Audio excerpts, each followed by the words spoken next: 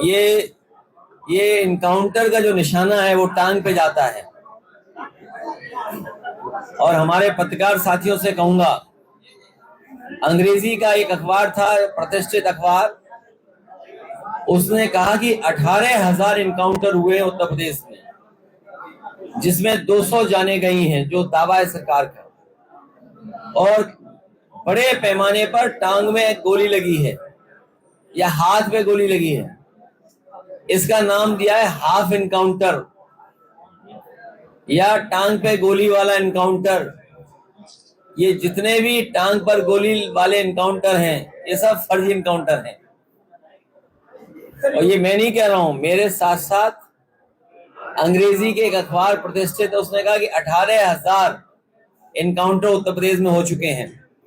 और कल ही मैं एक वरिष्ठ पत्रकार को सुन रहा था, वो कह रहे थे कि 10,000 इनकाउंटर हुए हैं ऐसे। और अगर इनकाउंटर से ही कानून व्यवस्था सुधर रही होती तो हमारे कंजौर के लोगों को बताओ, एक दलित बेटी को फांसी के फंदे पर लटकना पड़ा।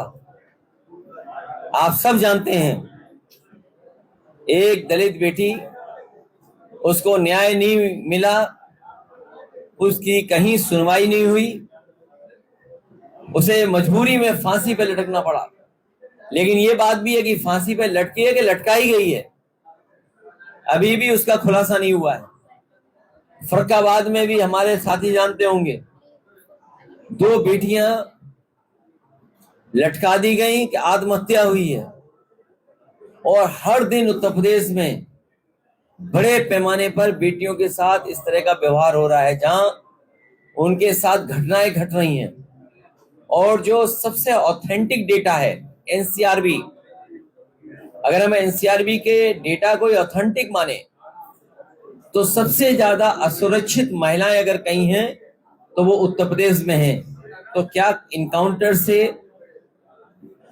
कानून व्यवस्था बेहतर हो गई है?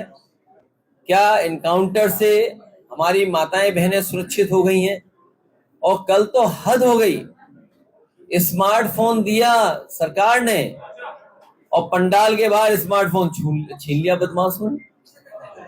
कहीं ऐसा तो नहीं देने वाले और लेने छीनने वाले में कोई साठगांठ रही हो?